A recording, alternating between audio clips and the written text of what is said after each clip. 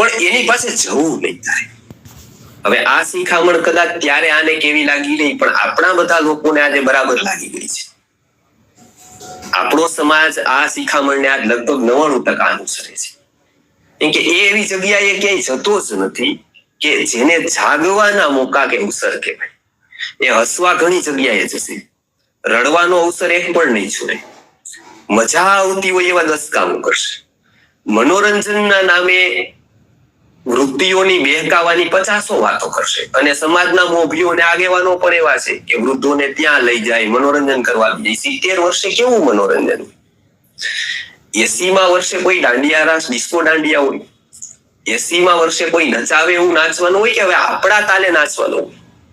પણ જીવનભર બીજાના તાલે નાચેલો વ્યક્તિ ઢળતી ઉંમરે પણ પોતાના તાલે નાચી શકતો નથી. એટલે અંતે એનો કેન્દ્ર બિંદુ હંમેશા બીજો બની રહે છે.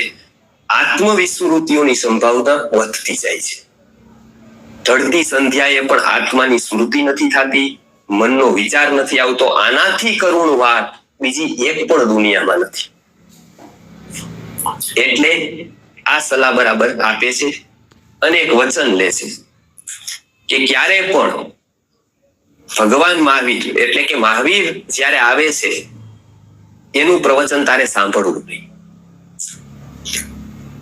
એ સંભળાઈ જાય તો કાન બંધ કરી દેવાનું. તારું ત્યાં જવું જ પડે આગ્રહને માન આપીને તો કાન બંધ કરી દેવાના, ધ્યાન બીજે આપી દેવાનું. એનું સાંભળવું નહીં તારે. સાંભળી જઈશ ને જો રંગ લાગી જશે તો ઉતારવું કઠિન છે. તો આપણો 7 પેઢીનો ડેવલપ કરેલો ધંધો અને પૂર્ણ વિરામ આવવાની પૂરી સંભાવના છે.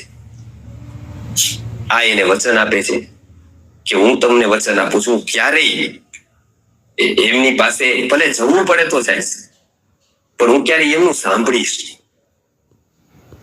હવે એને વિચાર આવે છે